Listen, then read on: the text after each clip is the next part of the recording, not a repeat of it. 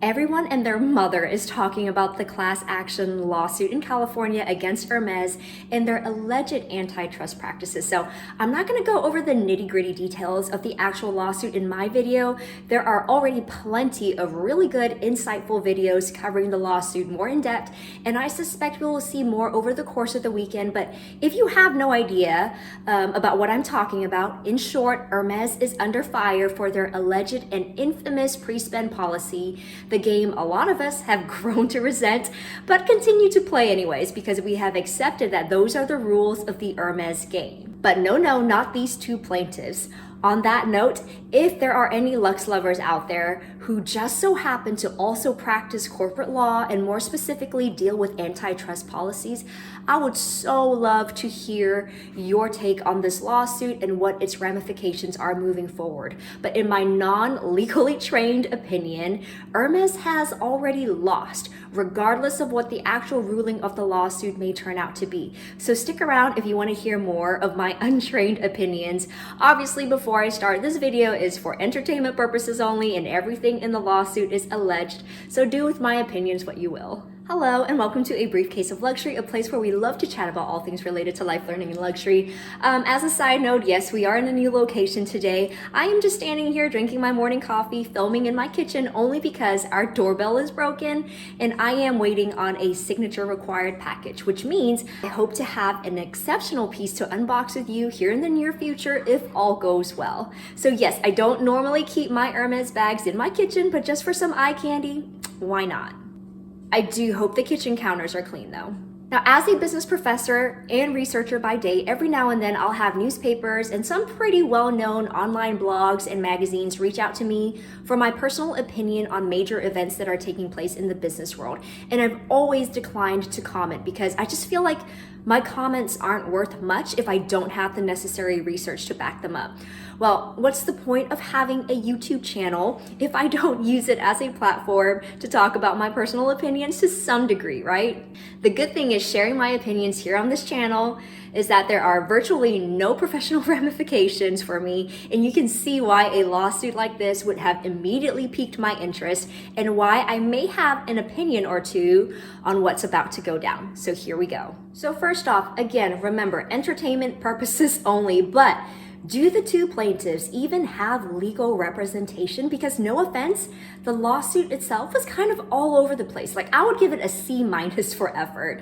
And if you haven't seen Caleb Snell's video on this topic, that's the one I would start with. And I'll link it down below because in under 10 minutes, he was able to do a fantastic job of succinctly poking at the really obvious holes in their claims against Hermes that honestly would be very hard to prove in court beyond a reasonable doubt.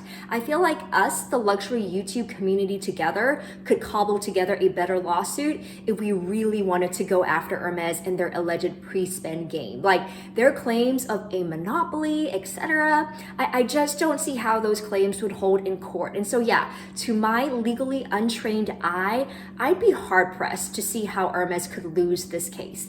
This is just such a hard case to bring against Hermes, especially since Hermes has always denied having an official pay-to-play policy in place. Like the burden of proof would have to fall on the plaintiffs to show that their essays or that their store managers are somehow trained and instructed by Hermes corporate to initiate this pre-spend game, and that there are official pre-spend numbers that have to be met to qualify for a quota bag. Instead, because there is no official documentation or policy, I can see how the defense team could easily make claims that essays are acting in their own interest instead of the corporations, which maybe could have ramifications against individual essays and store managers, maybe. But again, I still think that would be a hard thing to prove in court.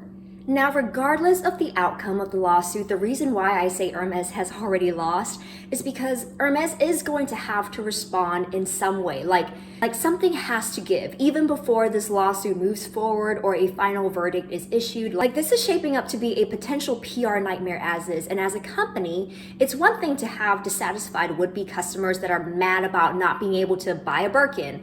It's another thing to have dissatisfied shareholders who are invested in the company itself and not so much their quota bags. Now, I have alerts set for when Hermes stock prices hit their 52-week highs, and my email has been dinging every other day for like the past couple of weeks. So time will tell how this affects their market value, but history has shown time and again that anytime there is negative press like this, market value does tend to take a hit. It's just a matter of how quickly these companies can bounce back. Now, at the time of this filming on Friday, March 22nd, market value for Hermes is still going strong, but it has most definitely dipped since the lawsuit was announced. So with all that being said, I think Hermes is going to have to take some sort of action to appease the masses, both potentially new plaintiffs, since this is a class action lawsuit, and to appease current stakeholders that maybe couldn't care less about how Hermes is successful as long as they remain to be a good investment as a company, right? I would so not be surprised, for instance, if Hermes takes visible actions to try to signal the leveling of the playing field to some degree, like just to create more distance between their actual quota bag distribution policies and the alleged illegal tying policies that the plaintiffs claim.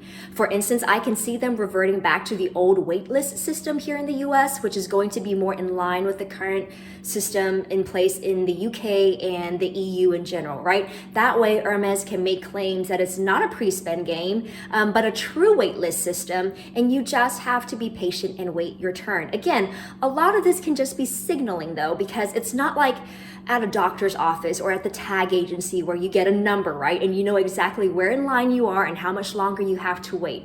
But symbolically, they can claim you just have to be patient and wait your turn. And sure, maybe buying a high ticket item or two may bump you up a spot off the record because there's no way to really prove that. This could be one type of signaling effort, and calling it a wait list versus a wish list could be all that Hermes would need to do. The other thing that Hermes may end up doing is, I would so not be surprised if we hear more and more stories of random quota bag offers for walk-ins and new customers, all just to manage the backlash that this lawsuit might elicit, right? It would be harder to make those claims if there is more evidence of people who are able to walk in and buy a quota bag without meeting any pre-spend limit, etc. So all that to say, individual stores may preemptively take these types of actions, again, just to create more cognitive distance from these alleged claims in the lawsuit. Now, I'm not saying this is a zero-sum game, but in a way, could this lawsuit be a glimmer of hope for the current unsuccessful players of the Hermes game, like myself? Is Hermes's loss in this case our gain? What do you think? Let me know down in the comments below. This is just a short impromptu video, but nonetheless, if you enjoyed this video, please don't forget to like, subscribe, and hit that notification bell, and I'll catch up with you next time.